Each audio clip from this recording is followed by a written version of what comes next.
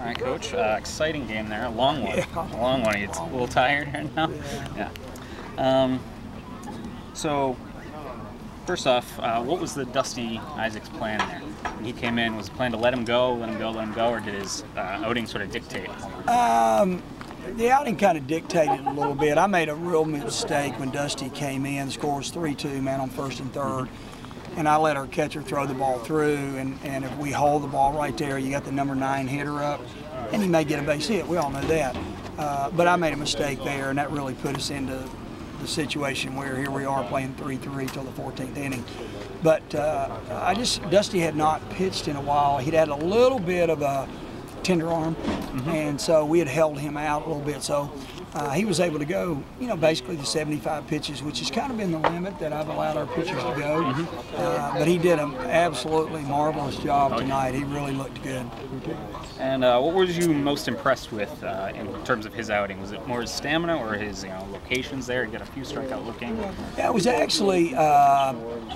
actually his control with all of his pitches tonight. That's the best he's used all of his pitches. I thought his fastball, his breaking ball, and his changeup were really good, and they were down in the strike zone. And because of that, he was fairly dominant tonight. And sticking with relief, you pretty much have, I don't want to over-exaggerate here, but you have almost 2 sure things coming out of your bullpen right now.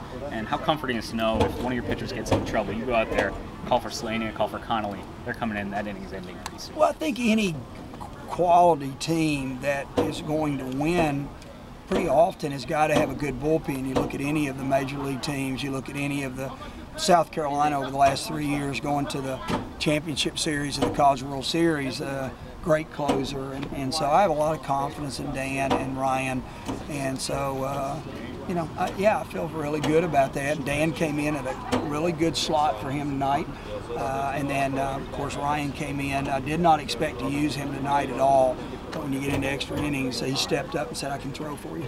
Okay. And you used Aramis in there as a defensive replacement for a pinch hit you had made earlier in the game. Were you kind of shocked and went out there and launched that ball to right center? No, I wasn't. Aramis has really spent a lot of time each day working on his hands, hitting, and it honestly did not surprise me off a very good submarine pitcher that he hit the ball hard. Now it's got to find a hole. But it did not surprise me at all because of the work that he's put in. And again, Brockmeyer did a great job behind the plate. He called a lot of innings, and just happened to be that we pinch hit, and then Aramis is in, and he comes up in that slot, and it worked out for us today.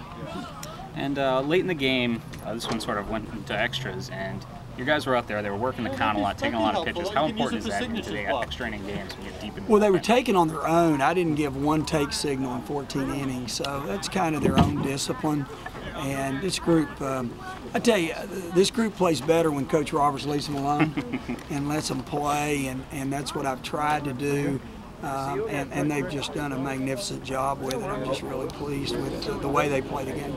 All right, well, enjoy your day off tomorrow. I don't know if it's a day off. I'll be at the All-Star game, but let's just say I won't have to make any decisions.